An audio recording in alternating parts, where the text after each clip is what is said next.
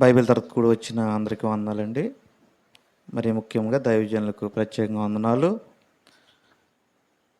మరి సమయంలో కొద్ది నిమిషాలు దేవుని వాక్యాన్ని మనము ఆలోచన చేద్దామండి. ఈ దినమున మరి దేవుని చిత్తం మనం గ్రహించాలి. దేవుని చిత్తం అన్నప్పుడు చాలామంది అది దేవుని చిత్తం కాకపోయినా ఏమంటున్నారండి? ఏమంటున్నారు?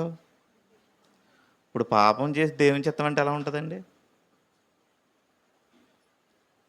పాపం చేసి దేవుని చిత్తం అంటే బాగుంటుందా?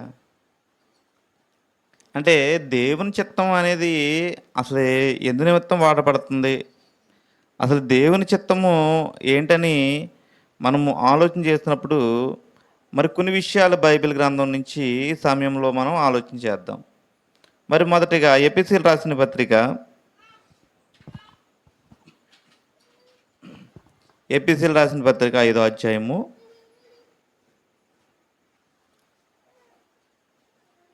15-16 వచనాలు ఇక్కడ ఆలోచన చేసినప్పుడు, దినములు చెడ్డవి గనక మీరు సమయమును పోనీయక సద్వినియోగం చేసుకునొచ్చు అజ్ఞానుల వలె కాక జ్ఞానుల వలె నడుచుకున్నట్లు జాగ్రత్తగా చూచుకునుడి. ఇందు నిమిత్తం మీరు అవివేకులు కాక ప్రభు యొక్క చిత్తం ఏమిటో గ్రహించుకునుడి. అంటే వాక్యం ఏం తెలియజేస్తుందండి? మనం జ్ఞానులుగా ఉండాలి, ఇంకోటి ఏంటంటే వివేకులుగా ఉండాలి. మనం కొంతమంది ఏంటంటే ఎవరన్నా ఏం చెప్తే ఏం చేస్తూ ఉంటాం? నమ్మేస్తూ ఉంటాం. నేను అవునా కదా? మనకు తెలిసినోడి గురించి పక్కోడి గురించి చెప్పారనుకోండి, ఎప్పుడు కూడా ఒక వ్యక్తి గురించి మంచి చెప్తే వినకపోవచ్చేమో కానీ ఆడిలాంటోడు అన్నాం అనుకోండి, అన్ని పనులు పక్కన పెట్టి ఎక్కడ కూర్చుంటాం? అక్కడే కూర్చుంటాం. అంటే ఇక్కడ దేవుని వాక్యం ఏం చెప్తుంది? దినములు చెడ్డవి గనక, దినాలు చెడ్డయండి. దినములు చెడ్డవి గనక మనం ఏం చేయాలంటే అండి, సమయాన్ని ఏం చేయాలంట? సద్వినియోగం చేసుకోవాలి. మరి ఈ సమయం సద్వినియోగమే అండ్ అవునా కదా? ప్రతి శుక్రవారం మరి బైబిల్ తరగతి జరుగుతుంది. మరి ఆసక్తితో వెళ్ళి మరి వాక్యం వినాలి, నేను నేర్చుకోవాలనుకున్న వాళ్ళు ఎక్కడికి వస్తారండి? సన్నిధానానికి వస్తారు. ఎందుకంటే దేవునిలో గడిపే ప్రతి సమయం కూడా విలువైనది. మనం దేవునిలో కొంత సమయాన్ని గడుపుతున్నామంటే అది దేవునితో సహవాసం కలిగి ఉంటున్నాం. మనుషులతో సంభాషించడం, లేకపోతే ఫోన్తో గేమ్ ఆడుకోవటం, చాటింగ్ చేసుకోవటం, మీటింగ్ పెట్టుకోవటం ఇవన్నీ ఇంపార్టెంట్ కాదండి లోకంలో. దేవుని బిడ్డలకి ఏది ఇంపార్టెంట్ అంటే ఆయనతో సహవాసం చేయటమే. ఎందుకంటే దేవునితో సహవాసం చేస్తే మనకి ఏం కలుగుతుందంటండి? సమాధానం కలుగుతుంది, మేలు కలుగుతుంది. అంతకంటే గొప్ప లోకంలో ఏమి లేవు. ఎందుకంటే ఎంత డబ్బు ఉన్నా కూడా వాడు భయపడుతూనే ఉంటాడు. అండ్ అవునా కదా? ఎక్కువ పనులు ఉన్నవాడు పనులతో బాధపడుతూ ఉంటాడు. కానీ దేవునితో సమయం గడపడం అనేది సద్వినియోగం చేసుకోవటమే. దినములు చెడ్డవి కనుక మీరు సమయం సద్వినియోగం చేసుకునిచ్చు అజ్ఞానుల వలె కాక ఎలా ఉండాలంటండి? జ్ఞానుల వలె నడుచుకున్నట్లు. మరి ఇప్పుడు జ్ఞానులు ఎవరండి? జ్ఞానులు ఎవరు? దేవునితో సహవాసం చేసిన వారే జ్ఞానులు. మరి అజ్ఞానులు ఎవరండి? దేవునికి దూరంగా ఉన్నవాళ్ళు అజ్ఞానులు. ఎందుకంటే ఇక్కడ దేవుని వాక్యం చెప్తుంది, అజ్ఞానుల వలె కాక జ్ఞానుల వాడు నడుచుకున్నట్లు జాగ్రత్తగా చూచుకున్నది. క్రైస్తవంలో బాగా అందరూ చూసుకోవాల్సిన పదం ఏంటంటే జాగ్రత్తగా చూసుకోవాలండి. ఎందుకంటే నాడు లోకంలో భద్రత, ఇంటి మీద భద్రత, ధనం మీద ఉన్న భద్రత ఎక్కడ ఉండట్లేదండి? భక్తిలో ఉంటుందండి భద్రత. ఇప్పుడు ఇంపార్టెంట్ పని ఉందనుకోండి, బైబిల్ తరగతికి వస్తారా? మరి ఏం చూసుకుంటున్నాం జాగ్రత్తగా? ఇక్కడ దేవుని వాక్యం చెప్తుందండి, జాగ్రత్తగా చూసుకోవాలండి మనం. అంటే జ్ఞానుల వల్లే నడుచుకున్నట్లు జాగ్రత్తగా చూసుకోవాలి. ఒకటండి, మన భక్తి జీవితంలో మనం చాలా జాగ్రత్తగా ఉండాలి ఎప్పుడు కూడా. నేను రక్షణ పొందేశాను, బాప్తిసం పొందేశాను, నా పని అయిపోయిందంటే కాదండి. నీకు దేవుడు ఇచ్చినటువంటి రక్షణని ఎలా కాపాడుకోవాలంటండి? జాగ్రత్తగా కాపాడుకోవాలి. ఇప్పుడు ఒక ఆదివారం సపోజ్ మానేయం అనుకోండి, పనులు ఎక్కువ ఉండి, మన భక్తి ఏమైపోతుంది? మరి నీ భక్తి జీవితం ఏమైపోతుంది? ఏమంటే జాగ్రత్తగా చూసుకుంటాం ఎప్పుడన్నా?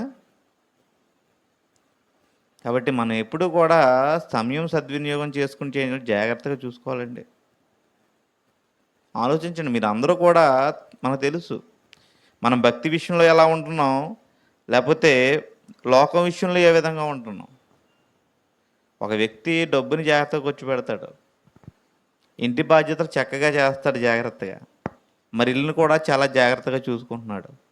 మరి నీ భక్తి జీవితం ఎలా ఉంటుంది? మరి ప్రార్థన జాగ్రత్తగా చేస్తున్నావా? మరి వాక్యం విన్నప్పుడు జాగ్రత్తగా వింటున్నావా? ఎందుకంటే మనిషికి లోకం మీద ఉండే ఇంట్రెస్ట్ కంటే దేవుని మీద ఆసక్తి, ఇంట్రెస్ట్ ఎక్కువ ఉండాలండి. ఇక్కడ దేవుని వాక్యం అదే చెప్తుంది. చూడండి, ఇంకా ఏం చెప్తుంది? జాగ్రత్తగా చూచుకొనుడి, ఇందు నిమిత్తం మీరు అవివేకులు కాక ప్రభు యొక్క చిత్తం ఏమిటో గ్రహించుకునుడి. ఏ వ్యక్తికి అయితే దేవుని చిత్తం ఎప్పుడు ఎక్కువ తెలుస్తుందంటే, దేవుని వాక్యం బాగా తెలిసిన వాళ్ళకి దేవుని చిత్తం తెలుస్తుందండి. అండ్ అవునా కదా? ఈనాడు చాలామంది వాక్యం సరిగ్గా తెలియపోయినప్పటికీ ఏమంటారండి? వింటాం కదా, చాలామంది దగ్గర ఏ మాట అంటామండి? ఈ మాట వింటాం, ఆయన చనిపోడంటే దేవుని చిత్తం అంటాం, ఆ రోజు అలా జరిగిందంటే దేవుని చిత్తం అంటాం. కాబట్టి ప్రతిదీ దేవుని చిత్తం కాదండి. దేవుని చిత్తం ఏంటంటే, మరి దేవుడు తన ప్రజల పట్ల ఒక చిత్తాన్ని కలిగి ఉన్నాడు. అంటే దేవుడు మన అందరి పట్ల ఏం కలిగి ఉన్నాడండి? ఒక చిత్తాన్ని కలిగి ఉన్నాడు. చిత్తం అంటే దేవుని పని, చిత్తము అంటే పని అండి. అంతే కదా, ప్రభువా ప్రభువా అని పిలిచేవాడు పరలోక రాజ్యంలో ప్రవేశింపడు, కానీ నా తండ్రి చిత్త ప్రకారం చేయవాడు ఎక్కడ ప్రవేశిస్తాడంటండి? పరలోక రాజ్యంలో ప్రవేశింపును. అంటే ఇక్కడ దేవుడు మన పట్ల ఆయన ఏ చిత్తాన్ని కలిగి ఉన్నాడు అనేది మనం గ్రహించాలి ఎప్పుడు కూడా. అసలు దేవుని పని ఏంటి, ఆయన చిత్తం ఏంటి? ఇక్కడ మనం ఆలోచన చేసినప్పుడు ఎపిసిలు రాసిన పత్రిక 1వ అధ్యాయము 4వ వచనం నుంచి మనం కొన్ని వచనాలు ఇక్కడ ఆలోచన చేద్దామండి. ఎట్లనగా, తన ప్రియుని అందు తన ఉచితముగా మనకు అనుగ్రహించిన తన కృపామహిమ కీర్తి కలిగినట్లు తన చిత్త ప్రకారమైన దయా సంకల్పం చొప్పున యేసుక్రీస్తు ద్వారా తనకు కుమారులుగా స్వీకరించుటకై మనల్ని ముందుగా తన కోసం నిర్ణయించుకుని, మనము తన ఎదుట పరిశుద్ధమును నిర్దోషములై ఉండవలని జగత్పునాది వేయబడక మునిపే ప్రేమ చేత అయిన క్రీస్తులో మనను ఏర్పరచుకున్నాను. దేవుని చిత్తం ఏంటంటే, మనము మరి రక్షణ పొందాలండి. రక్షణ పొంది ఆయన ప్రియ కుమారుడు అంటే యేసుక్రీస్తు ప్రభు ద్వారా మనం ఎలా ఉండాలంటండి? ఆయన కుమారులుగా ఉండటానికి ఆయన ముందుగానే ఆయన చిత్త ప్రకారం దయా సంకల్పం ఏర్పరచుకున్నాడండి.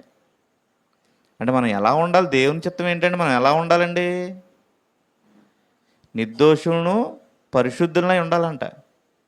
అంటే ఎలా ఉండాలి అంటే, దేవుని చిత్తం ఏంటంటే పాపం లేని వారిగా ఉండాలండి మనం. ఎందుకంటే ఇప్పుడు ఒక వ్యక్తి బాప్తిసం పొందినప్పుడు స్థితి ఏ విధంగా ఉంటుంది, ఎదిగే కొద్ది స్థితి ఎలా ఉంటుందండి? ఎందుకంటే బాప్తిసం పొందినప్పుడు చాలామంది కొన్ని కమిట్మెంట్స్ నిర్ణయించుకుంటూ ఉంటారు. అంటే దేవునిలో ఈ విధంగా ఉండాలి, ఈ విధంగా ఉండాలని. కానీ ఎన్ని కష్టాలు వచ్చినప్పటికీ, ఎన్ని నష్టాలు వచ్చినప్పటికీ కూడా మనము దేవుని యొక్క చిత్తాన్ని నెరవేర్చాలి. ఎందుకంటే నీతిమంతుడు లేడు, ఒక్కడు లేని వాక్యం చెప్తుంది. కానీ పాపం చేసిన తర్వాత మనుషులు ఏం చేస్తున్నారంటే మర్చిపోతున్నారు తప్ప ఏం చేయట్లేదండి? పశ్చాత్తాపం అనేది ఉండట్లేదు ఎవరిలో కూడా. కానీ ఇక్కడ దేవుని చిత్తం ఏంటంటే, మరి తన చిత్త ప్రకారం దయా సంకల్పం చెప్పిన యేసుక్రీస్తు ద్వారా మనము మరి తన కుమారులుగా స్వీకరించై మనం ముందుగానే ఏం చేశారంటే ఆయన నిర్ణయించుకున్నాడంట. అంటే దేవుని చిత్తం ఏంటంటే మరి యేసుక్రీస్తు మరి ఆయన ప్రజలను కుమారులుగా స్వీకరించట. మరి తండ్రి అయిన దేవునికి మనం కుమారులుగా ఉండడమే, మరి యేసుక్రీస్తు ప్రభువుని బాప్తీసం పొందడమే. మరి పొంది ఎలా ఉండాలంటే మరి పరిశుద్ధంగాను నిర్దోషులుగా ఉండాలని చెప్పేసి మరి దేవుని వాక్యము తెలియజేస్తూ ఉంది. చూడండి, యోహాను సువార్త 1వ అధ్యాయము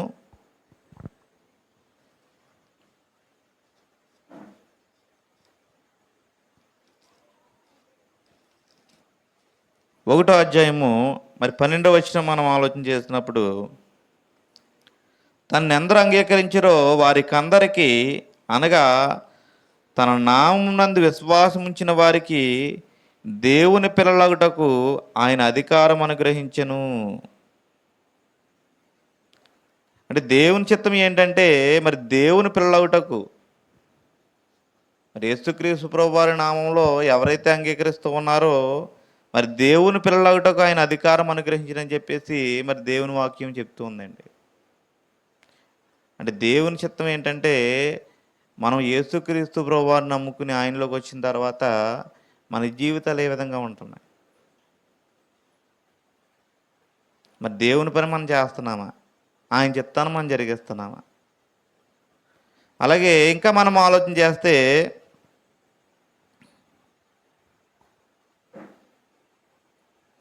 మత్తయి సువార్త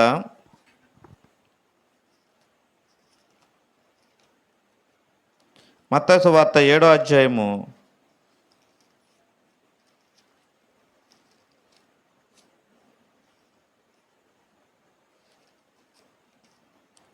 21వ వచనము.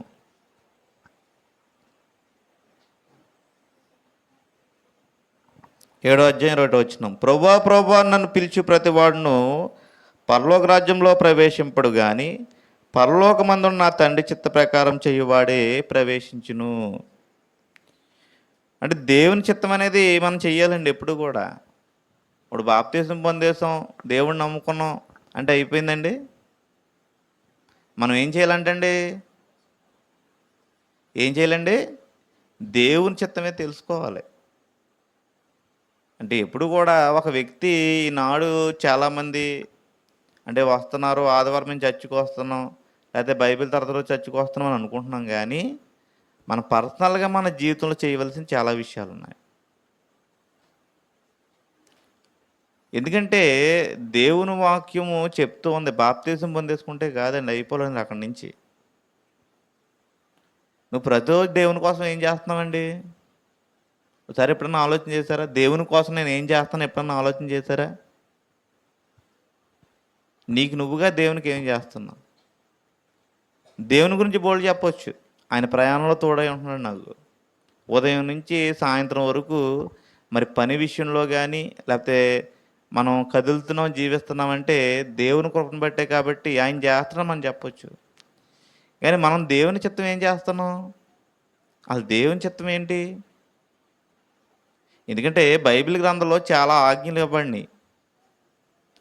మరి పాత నిబంధన గ్రంథం నుంచి మనం ఆలోచన చేసినప్పుడు మరి అబ్రహాము కానీ, ఇస్సాకు కానీ, యాకోబు కానీ వీళ్ళందరూ ఏం చేశారండి? దేవుడు ఏం చెప్తే చేశారా లేదండి? వాళ్ళు దేవుని కోసం చేశారు. అలాగే నువ్వు దేవుని కోసం ఏం చేస్తున్నావు?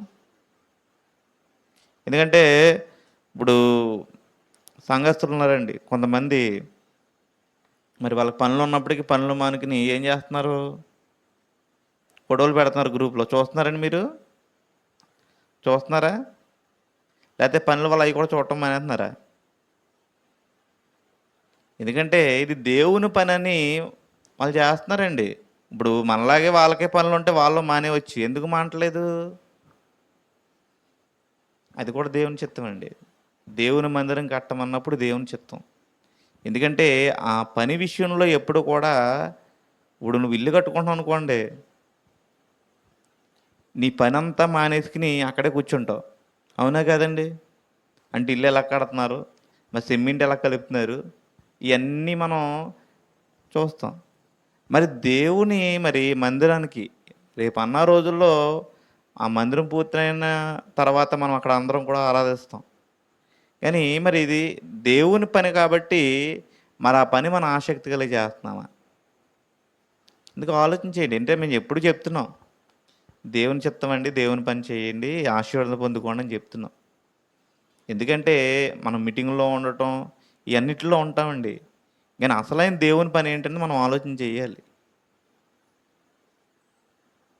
ఎందుకు అంటే ఒక వ్యక్తి మీద ఎక్కువ భారం పడకూడదని చెప్పేసి ఏం చెప్తున్నాం? అందరూ వచ్చి చేయండి అని చెప్తున్నాం. అందరూ వచ్చారనుకోండి, చేసేవాళ్ళకి ఎలా ఉంటది? సంతోషంగా ఉంటది.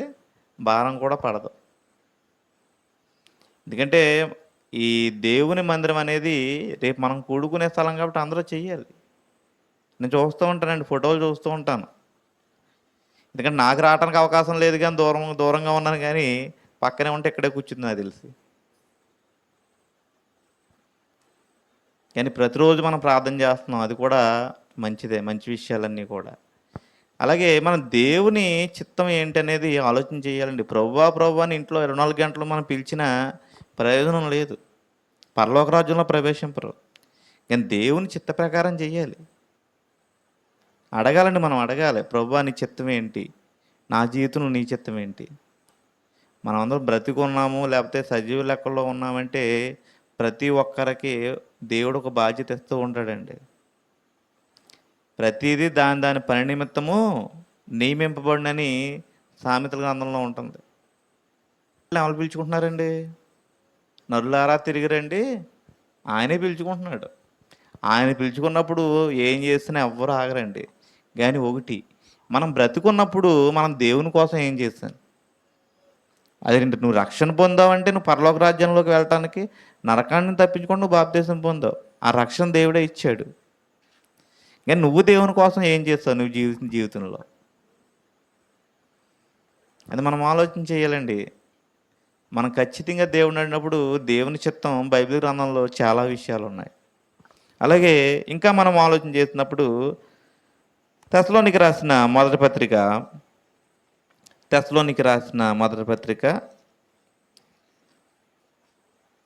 ప్రతి ఒక్కరూ కూడా మరి పరిశుద్ధ గ్రంథాన్ని తీసి మనము చూసి మరి ఆలోచన చేసినప్పుడే మనం దేవుని వాక్యాన్ని ఎక్కువగా నేర్చుకుంటాం. కాబట్టి ప్రతి ఒక్కరు కూడా పరిశుద్ధ గ్రంథాన్ని తీసి మరి చెప్పే ప్రతి ఒక్క మరి వచనాన్ని కూడా మీరు ఆలోచన చేయండి. తెస్సలోనికి రాసిన మొదటి పత్రిక 4వ అధ్యాయము మరి 3వ వచనం నుంచి ఇక్కడ మనం ఆలోచన చేసినప్పుడు, మీరు పరిశుద్ధులగుటయే అనగా మీరు జారత్వమును దూరముగా ఉండుటయే దేవుని చిత్తము. దేవుని చిత్తం అంటే ఏంటండి? మనము పరిశుద్ధంగా ఉండాలంటండి. పరిశుద్ధంగా ఉండటమే దేవుని చిత్తం. అంటే ఇక్కడ మనకి మనిషి ఎప్పుడు కూడా మంచి విషయాల గురించి ఆలోచన చేయాలి తప్ప చెడ్డ విషయాలు మైండ్లోకి రాకూడదు. రాకూడదంటే ఏం చేయాలండి? మన మైండ్లో ఏముండాలి? ఎక్కువ వాక్యం ఉండాలి. మన లోకంలో విషయాలు అయితే మర్చిపోం, కానీ ఎక్కువగా ఏం మర్చిపోతామండి? మన వారం ఏం చెప్పారంటే గుర్తుంటుంది మీకు? కొంతమంది మన వారం ఏం తిన్నామనుకుంటే గుర్తుంటుంది. మన ఆదివారం అండి చికెన్ కూర ఫ్రై చేసుకుని తిన్నానండి, కొంచెం బిర్యానీ వండుకున్నాను అంటారు. అంటే లోకంలో విషయాలు చాలా గుర్తుంటున్నాయి కానీ మనకేం గుర్తుండట్లేదు? వాక్యం గుర్తుండట్లేదండి. వాక్యం ఎప్పుడు కూడా మన మైండ్లో ఉండాలి ఎప్పుడు కూడా.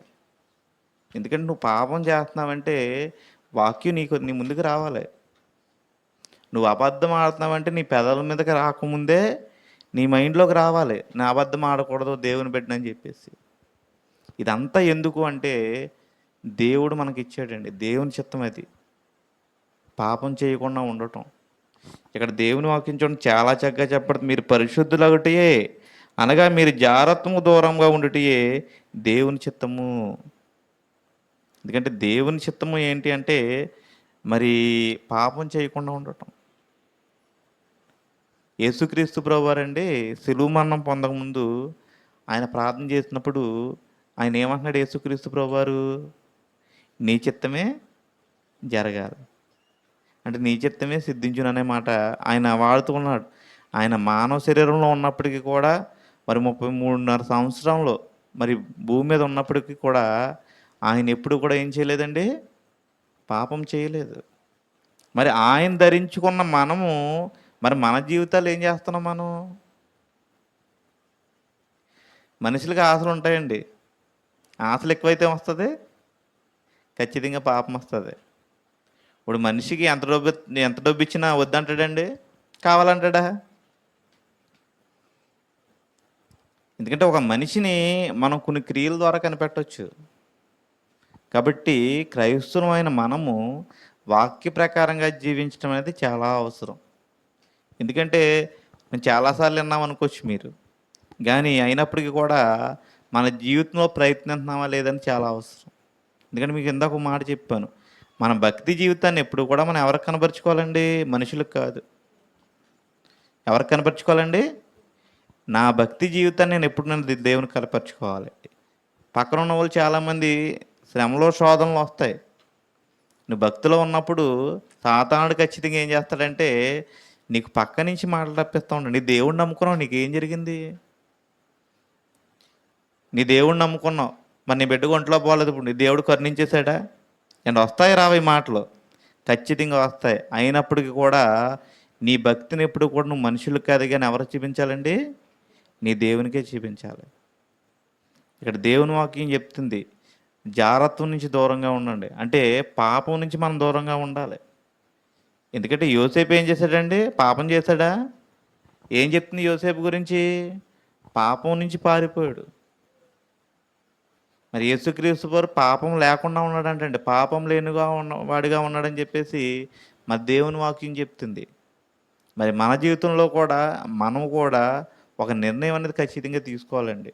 నేను పాపం చేయకూడదనే నిర్ణయం మనలో ఉన్నప్పుడు మనము మరి సాతాను ఎంత ప్రయత్నించినప్పుడు కూడా మరి ఎక్కువ పాపం చేయడానికి ఆస్కారం ఉండదు. ఎందుకంటే దేవునికి లోబడండి పాపాన్ని ఏం చేయమంటుందండి? ఎదిరించండి అని చెప్తుంది. కానీ మనం ఏం చేస్తున్నాం? పాపానికి లోబడుతున్నాం. ఎవరిని ఎదిరించున్నామండి? ప్రభువా నాకు ఎందుకు ఇలా చేస్తావు, నా జీవితం ఎందుకు ఇలా అయిపోయింది? మన జీవితాలు సరిగ్గా లేకపోతే భక్తి జీవితం అలాగే అయిపోతాయండి. ఎప్పుడు కూడా ఒక వ్యక్తి జీవితం నాశనం అయిపోతుందంటే దానికి కారణం ఆ వ్యక్తే, అది ఎవరో కూడా గ్రహించరు. కానీ దేవుని చిత్తం ఏంటనేది మనం ఖచ్చితంగా తెలుసుకోవాలండి. ఇంకా దేవుని వాక్యం ఏం చెప్తుంది ఇక్కడ మనం ఆలోచన చేసినప్పుడు, మీలో ప్రతివాడు దేవుణ్ణి ఎరగని అన్యజనుల వలె కామాభిలాష యందు కాక పరిశుద్ధత యందును ఘనత యందును తన తన ఘటమును ఎట్లా కాపాడుకోవలనో అది ఎరిగిండిటియే దేవుని చిత్తము. ఇక్కడ అంటే దేవుని చిత్తం ఏంటంటే మనం పాపం లేకుండా ఉండటమే దేవుని చిత్తం. మన ఘటాన్ని ఏం చేయాలంటండి? మన శరీరాన్ని మన మనసులను ఏం చేయాలంటే మనం అదుపు చేసుకోవాలి ఎప్పుడు కూడా. ఎందుకు అంటే మన వయసులు బట్టి కొన్ని మార్పులన్నీ వస్తూ ఉంటాయి. చిన్నపిల్లడుగా ఉన్నప్పుడు ఎవరైనా పట్టించుకుంటారండి? చిన్నపిల్లడుగా ఉన్నప్పుడు కొంచెం వరకు పట్టించుకుంటారు. కానీ యవ్వన వయసుకు వచ్చినప్పటికీ ఆ వ్యక్తి ఖచ్చితంగా ఏం అవసరం అంటే వాక్యం అవసరం. ఎందుకంటే యవ్వనుడు దేని చేత నడతను శుద్ధిపరచుకున్నాడు? నీ వాక్యం చేతనే కదా. అంటే యవ్వన వయసు నుంచి మనం పిల్లలకి వాక్యం చిన్నప్పటి నుంచి నేర్పించినప్పుడు అది ఎంతవరకు కాపాడుతుంది అంటండి? నువ్వు పెద్దవాడివి అయినంత వరకు కాపాడుతుంది. ఎందుకంటే పిల్లల్ని ఎక్కువ కూడా దేవుని వాక్యం చెప్తుంది, బాలుడు నడవలసిన తోన వానికి నేర్పుము. ఇప్పుడు చాలామంది నేర్పట్లేదు కాబట్టి యవ్వన వయసుకు వచ్చాక ఏమవుతున్నారండి పిల్లలు? మమలాపురంలో పాస్టర్ గారు ఉన్నారండి, ఆయన అంటూ ఉంటాడు, మా అబ్బాయికి క్రాంతి నువ్వు చెప్పు, క్రాంతి వాక్యం చదవమని చెప్పు, జాగ్రత్తగా ఉండమని చెప్పు అంటాడు. ఎందుకు? ఆయన చెప్తే వింటలేదు. ఎందుకు వింటలేదు? చిన్నప్పటి నుంచి చెప్పాలండి ఖచ్చితంగా. మన పిల్లల్ని గారం పెడతాం కరెక్టే, ప్రేమ ఉంటుంది కరెక్టే, కానీ వాళ్ళు దేవునిలోకి రావాలంటే ఖచ్చితంగా ఏం చేయాలండి మనము? మరి పిల్లోని ఖచ్చితంగా అక్కడ గద్దించాలి, దేవునిలోకి వచ్చే విధంగా చెయ్యాలి. లేకపోతే వాడు పెద్దవాడైనప్పుడు ఎవరు బాధపడతారండి? మనమే బాధపడతాం.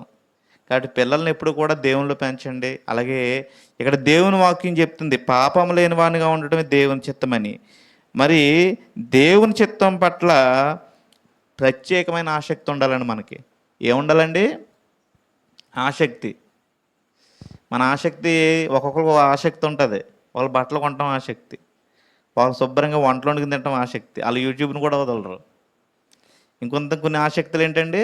రకరకాల ఆసక్తులు ఉంటాయి. కానీ అన్నీ కాదు, కానీ దేవుని పని పట్ల, దేవుని చిత్తం పట్ల ఏముండాలండి? ఆసక్తి ఉండాలి. మరి దేవుని సంఘంలో మనం అందరం కూడా క్షేమాభివృద్ధి కలిగి ఉండాలంటే దేవుని వాక్యం ఏం చెప్తుందండి? ఎప్పటికీ ఎలా ఉండాలంటే అండి? ఆసక్తిలో ఉండాలంటండి. అప్పుడప్పుడు ఆసక్తి కాదండి. ఎప్పుడు ఆసక్తి అండి? ఎప్పటికీ. దేవుని సంఘంలో నువ్వు బాప్తిసం పొందినప్పుడు ఎలా వచ్చావు ఆసక్తి, ఆ ఆసక్తి నువ్వు చనిపోయే స్థితి వరకు అలాగే ఉండాలి. మనం కొంతమంది గురించి చెప్పుకుంటాం, అమ్మ మన మధ్యలో లేదు కానీ మనకన్నా ముందు వచ్చి చర్చిలోకి వచ్చిందని చెప్పుకుంటూ ఉంటాం. ఆ ఆసక్తి మనకు ఉండాలండి. పనున్నప్పుడు శక్తి, మరి దేవుడు అవసరం వచ్చినప్పుడు ఆసక్తి, ఇలా ఆసక్తులు మనకు ఉండకూడదు. అలాగే ద్వితీయోపదేశ కాండము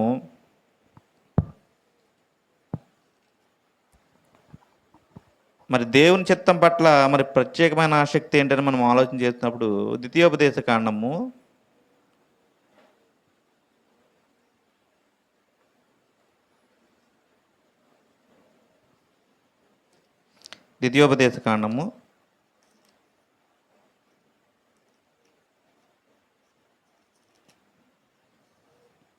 29వ అధ్యాయము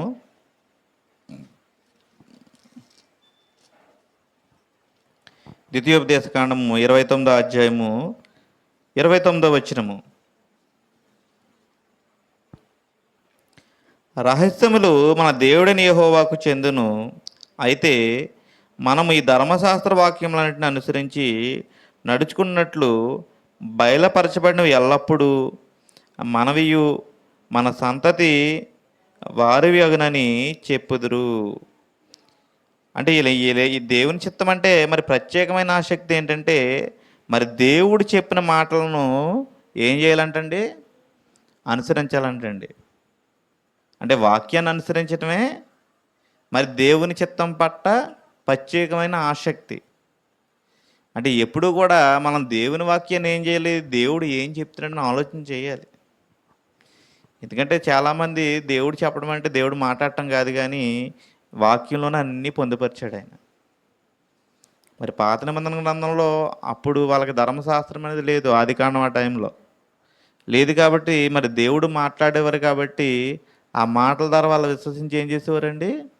దేవుని పని చేసేవారు. కానీ ఈనాడైతే దేవుడు మనతో వాక్యం అనేది ఖచ్చితంగా ఇచ్చాడండి. ఆ వాక్యం ప్రతిదినం మనం చూసుకోవడం ద్వారానే దేవుని చిత్తం ఏంటని మనకు తెలుస్తుంది. ఎందుకంటే చాలామంది న్యూస్ పేపర్స్ లేకపోతే బుక్స్, జాబ్స్ కోసం ఏం చేస్తారండి? న్యూస్ పేపర్ రాగానే పెన్నట్టుని రెడీగా ఉంటాడు. ఎందుకు? ఎక్కడ జాబ్లోనైనా అండర్లైన్ చేస్తూ ఉంటాడు. అది ఆసక్తి ఏంటి? జాబులు కూడా కావాలని. అలాగే మనం ప్రతిరోజు కూడా దేవుని వాక్యం పట్ల ఆసక్తి అనేది ఉండాలి. నేను కొంతమందిని చూశానండి, ఎక్కడైతే పాస్టర్గా చదువుతారో పెన్నెట్టి ఏం చేస్తారో అండర్లైన్ చేసుకుంటూ వెళ్ళిపోతారు. మరి మళ్ళీ సరి చదివినట్టు మళ్ళీ ఏం చేస్తారండి? మళ్ళీ అండర్లైన్ చేస్తారా? అండర్లైన్ అక్కడ కాదండి, పెన్నెట్టి అండర్లైన్ చేయటం కాదు బైబిల్ని. దేవుని వాక్యం ఏం చెప్తుంది? హృదయం అనే పలకల మీద వాటిని రాసుకును. ఎందుకంటే హృదయంలో లోకం ఉంటే వాక్యం ఉండదు ఎప్పుడుని. మన హృదయంలో ఏం చేయాలంటే ఎప్పుడేం ఉండాలండి? వాక్యం ఉండాలి. దావీదు కీర్తనగాడు హృదయం అని పలక మీద రాసుకోమంటున్నాడు. చాలామంది బుక్లో రాసుకుంటారు. బుక్ ఉంటుందండి? బుక్ ఉంటుందా? పాస్టర్ గారు పేపర్ మీద రాసిన వెళ్ళారంటే వాక్యం చెప్పడానికి, పేపర్ కరెక్ట్గా గాలి ఎగిరిపోయిందంటండి.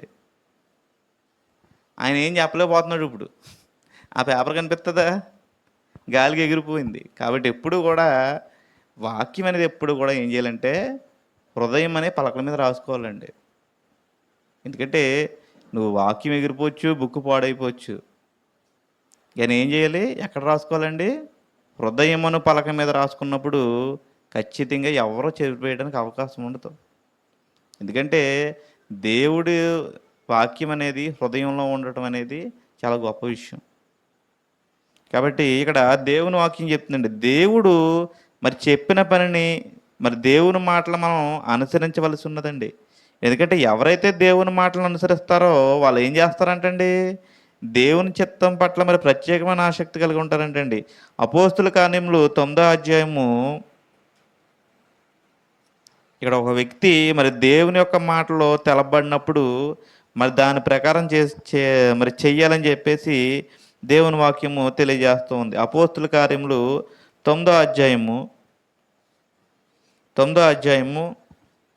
5వ వచనం మనం ఆలోచన చేసినప్పుడు, ప్రభువా నీవెవడవని అతడు అడగగా ఆయన, నేను నువ్వు హింసించుచున్న యేసును లేచి పట్టణంలోనికి వెళ్ళుము, అక్కడ నీవు ఏమి చేయవలనో అది నీకు తెలపబడినని చెప్పాను.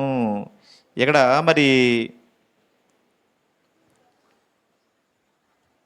మరి పౌలు గురించి ఇక్కడ చెప్పబడుతుందండి. మరి అతడు సౌలుగా ఉన్నప్పుడు మరి యేసుక్రీస్తు ప్రభువారు మరి ఆయన మరి వెళ్ళే దారిలో మరి ఇంకా చాలామంది క్రైస్తవులను మరి హింసించాలని చెప్పి ఆయన దమస్కుకి వచ్చినప్పుడు మరి ఆకాశం నుంచి ఏమొచ్చిందంటండి, గొప్ప మరి ప్రకాశము, గొప్ప వెలుగు అతని చుట్టూ ప్రకాశించును. అంటే ఇక్కడ యేసుక్రీస్తు ప్రభువారు మరి సౌలుతో మాట్లాడుతూ ఉన్నాడు. మాట్లాడినప్పుడు ఆయన ఏమంటున్నాడంటే, నువ్వెవరు అని అడిగినప్పుడు, నేను నీకు ఏం చెప్తాను అది తెలపబడుతుంది చెయ్యని చెప్తున్నారు. చూడండి, లేచి పట్టణంకి వెళ్ళాము, అక్కడ నీవు ఏమి చేయవలన అది నీకు తెలపబడినని చెప్పాను. ఇక్కడ మరి పౌలుగా మారిన తర్వాత మరి దేవుడు చెప్పినట్లుగా అతడు చేశాడు కాబట్టి మరి అతడు దేవుని సేవ అనేది చేయగలిగాడండి. దేవుడు మనకు కూడా చెప్తున్నాడండి, వాక్యం ద్వారా చాలా విషయాలు ఆయన చెప్తున్నాడు. కాకపోతే మనం ఏం చేయమంటే గ్రహించాం. మరి గ్రహించడమే దేవుని చిత్తం. ఎందుకంటే ఆయన ఏం చెప్తున్నాడు అనేది మనం ఖచ్చితంగా ఎప్పుడు కూడా మరి వాక్యం పరిశీలన చేసినప్పుడు మన ప్రతి విషయాన్ని కూడా ఏం చేయాలండి, మరి జాగ్రత్తగా మరి ఆలోచన చేయాలి. మనం ఎక్కువ ఆలోచన ఎక్కడ చేస్తామండి, మనకి ఎక్కడ లాభాలు వస్తాయి, లేకపోతే పథకాల విషయంలోనూ చాలా జాగ్రత్తగా మనిషి ఎక్కడ ఉంటాడు తెలుసండి, ఎక్కడ ఎక్కువ మాట్లాడతాడంటే బంగారం కొనికాడ. అండ్ అవునా కదా, బంగారం కొనికాడ ఏం చేస్తాడండి, అన్నీ వదిలేసి ఏంటి ఎంతకి ఎత్తాడో ఏంటి ఈ విషయాలు ఆలోచన చేస్తూ ఉంటాడు. అంటే మన లోకంలో ఉన్నవన్నీ చేసినప్పటికీ అన్నిటికంటే ముందుగా దేవుని వాక్య విషయంలో మనం ఎప్పుడు కూడా ఎలా ఉండాలండి, ఎప్పుడు కరెక్ట్గా ఉండాలి. మరి అపోస్తలుడైన పౌలు మరి దేవుడు ఆయన ఏం చెప్పాడో అలాగే వెళ్ళాడు. మరి ఆ విధంగానే దేవుని సేవకతలు ఏం చేయడండి, గొప్ప సాధనంగా వాడబడ్డాడు. ఏంటంటే మనం ఎప్పుడూ కూడా మరి పౌలు అవనివ్వండి, లేకపోతే యేసుక్రీస్తు ప్రభు వారు అందరూ కూడా మనుషులే. వాళ్ళు ఎప్పుడూ కూడా మరి పౌలు గొప్ప సేవకుడుగా ఉన్నాడంటే అతడు కూడా మనిషే కదండి. మరి యోనా వీళ్ళందరూ కూడా ఎవరు, దేవుని ప్రకారం ఆయన చిత్త ప్రకారం నడిచిన వాళ్ళందరూ మనుషులేనండి. మరి ఏరియా కూడా 3-4 సంవత్సరాలు ప్రార్థన చేయగా ఏం చేయలేదంటండి, మరి ఆకాశం వర్షం ఇవ్వలేదంట. మళ్ళీ తిరిగి ప్రార్థన చేసినప్పుడు ఏమొచ్చింది, మరి ఆకాశం వర్షం ఇచ్చింది. అంటే వీళ్ళ విశ్వాసం బట్టి క్రియలు చేసినప్పటికీ మనం కూడా అదే విశ్వాసం కలిగి దేవుని చిత్తం ఏంటనేది ఖచ్చితంగా గ్రహించాలండి. అలాగే సువార్తకు లోబడాలి. మరి అపోస్తలుల కార్యం 2వ అధ్యాయం 37-41 వచనంలో మరి సువార్త విన్న వాళ్ళందరూ ఏం చేశారండి, మరి పేతురు మరి సువార్త చెప్పినప్పుడు వాళ్ళందరూ విని ఏం చేశారు, ఇంచుమించు మరి అక్కడ అపోస్తలుల కార్యం చూద్దామండి, 2వ అధ్యాయము మన వాక్యం ద్వారా పరిశీలన చేద్దాం. అపోస్తలుల కార్యంలో 2వ అధ్యాయము 37వ వచనం నుంచి ఆలోచన చేద్దాం. వారు ఈ మాట విని హృదయంలో నొచ్చుకుని, సహోదరులారా మేమేమి చేతుమని పేతురును కడమ అపోస్తులను అడగా, పేతురు, మీరు మారు మనసు పొంది పాపక్షమాపణ నిమిత్తం ప్రతివాడు యేసుక్రీస్తు నామమున బాప్తిసం పొందిరి, అప్పుడు మీరు పరిశుద్ధాత్మని వరం పొందెదరు. ఈ వాగ్దానం మీకును మీ పిల్లలందరికీ దూరస్తులందరికీ అనగా ప్రభువైన మన దేవుడు తన యొద్దకు పిలిచిన వారికి అందరికీ చెందినని వారితో చెప్పెను. అంటే ఇక్కడ వీళ్ళు సువార్తను విని తర్వాత ఏం చేశారండి? వారు లోబడ్డారనే విషయాన్ని ఇక్కడ మరి చాలా విషయాలు చెప్పబడుతున్నాయి. కాబట్టి అతని వాక్యం అంగీకరించిన వారు బాప్తిసం పొందిరి. ఆ దినమందు ఇంచుమించు 3,000 మంది ఎక్కడ చేర్చబడ్డారండి? సంఘంలో చేర్చబడ్డారు. ఇప్పుడు మనం సువార్త వింటున్నాము, లేకపోతే దేవుని వాక్యం వింటున్నామంటే వాక్యానికి లోబడాలండి ఎప్పుడు కూడా. ఎందుకంటే చర్చిలో ఉన్నంత వరకు ఒకలా ఉండి మరి బయటికి వెళ్ళిపోయి ఒకలా ఉండటం అనేది జీవితం కాదు. మరి దేవుని చిత్తం ఏంటి అనేది మనం ఖచ్చితంగా గ్రహించాలండి. అలాగే మార్కు సువార్త 3వ అధ్యాయము, ఇక్కడ యేసుక్రీస్తు ప్రభువారు మరి చెప్తున్న విషయాలండి. మార్కు సువార్త 3వ అధ్యాయము,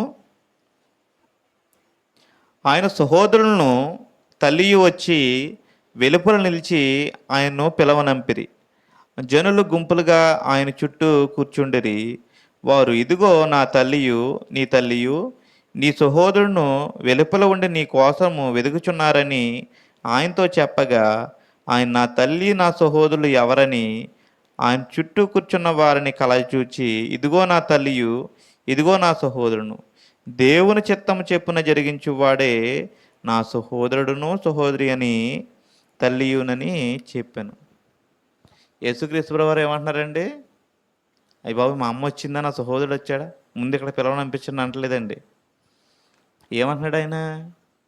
నా తండ్రి చిత్త ప్రకారం చేయవాడు ఆయనకి ఏమవుతాడు అంటున్నాడండి? నా తల్లియు నా సహోదరుడు. చుట్టూ ఉన్నవారిని చూసి ఏమంటున్నాడండి? ఇప్పుడు చాలామంది సేవకులు కుటుంబం వచ్చారంటే వాళ్ళని స్టేజ్ పైకి పిలిపించేస్తారు ఎక్కువ. నేను అవునా కదా?